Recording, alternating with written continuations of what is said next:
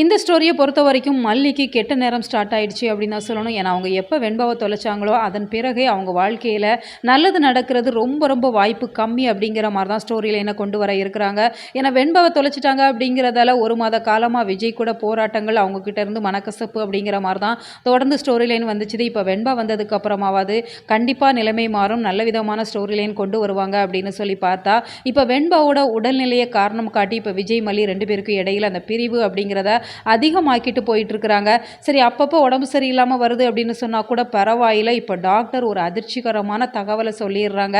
ஏன்னா வெண்பாவ பொறுத்தவரைக்கும் இனிமே ஸ்கூலுக்கு போகக்கூடாது. ஏன்னா வெண்பாவுக்கு அடிக்கடி ஃபிட்ஸ் வருது, மயக்கம் வருது அப்படிங்கிறப்ப அந்த ஸ்கூல்ல அவங்களால சமாளிக்க முடியாது அப்படிங்கிற மாரி டாக்டர் சொல்லிடுறாங்க. இதனால விஜய், மல்லி 2 பேருமே பயங்கரமா அதிர்ச்சி ஆகுறாங்க.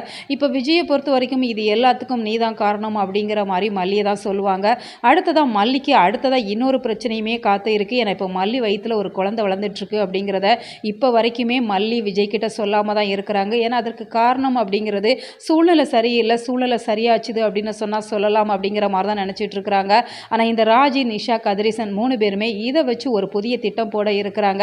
ஏன்னா அவங்கள பொறுத்த வரைக்கும் இப்போ வீட்டிற்கு ஒரு ஜோசியரை கூட்டிகிட்டு வரதுக்கு நிறைய வாய்ப்பு இருக்குது. அந்த ஜோசியரை கூட்டிகிட்டு வந்தாங்க அப்படின்னு சொன்னால் மல்லி வயிற்றுல ஒரு குழந்தை வளருது. அந்த குழந்தை வந்த நேரம் சரியில்லை, அதனால தான் வீட்டில் ஒவ்வொரு பிரச்சனைகளையாக வருது. அதனால் வெண்பாவுக்குமே அடிக்கடி பாதிப்பு வருது. விஜயோட கால்லையுமே அடிபட்டிருக்குது அப்படிங்கிறதால அந்த குழந்தை உயிரோட இருக்கக்கூடாது அப்படிங்கிற மாதிரி அவங்க சொல்ல வைப்பாங்க. அதைத்தான் அந்த ஜோசியருமே சொல்லுவாங்க.